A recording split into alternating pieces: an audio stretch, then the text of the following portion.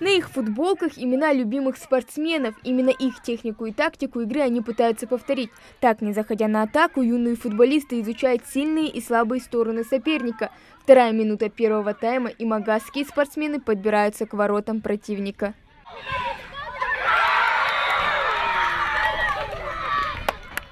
Ребята играют по правилам большого футбола. На поле по 11 человек от каждой команды. Играют 2 тайма. Абубакр Аушев в футбольном клубе «Магас».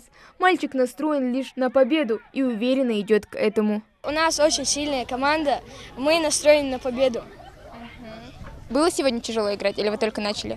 Мы только начали и пока что выигрываем.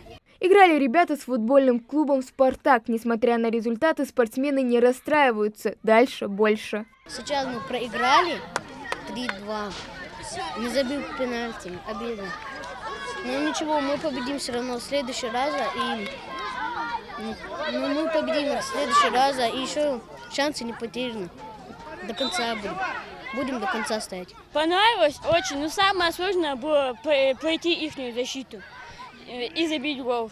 У тебя получилось? Нет, пока что нет. А как теперь планируешь играть? Через пас.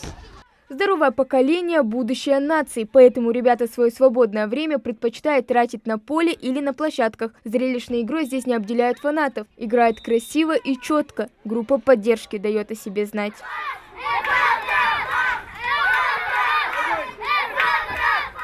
Футбольный турнир приурочили к 31-й годовщине возрождения республики. В нем приняли участие 6 команд. Это футбольные клубы Магаса, Назрани и Барсуки. Главная цель соревнований – популяризировать футбол в республике. Это как бы часть той праздничной программы, что проходит и проходило в эти дни на территории республики, празднование Дня Республики Ингушетия. Футбол является одной из самых популярных дисциплин в молодежной детско-юношеской среде, поэтому мы не можем не учитывать эти тенденции, запросы наших юных спортсменов. Поэтому футбол, тема футбольная, турнирная тема, это наиболее популярная. Мы на этой площадке, на этом стадионе, что находится в виде Центра культуры, спорта и туризма города Магас, часто проводим турнирные спортивные мероприятия, привлекаем разных спортсменов, не только нашего центра, но и практически всей республики Ингушетия.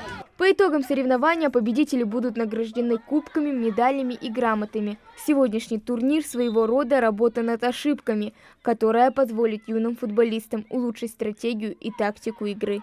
Хава Гагиева, Абдулла Халухоев, Новости 24.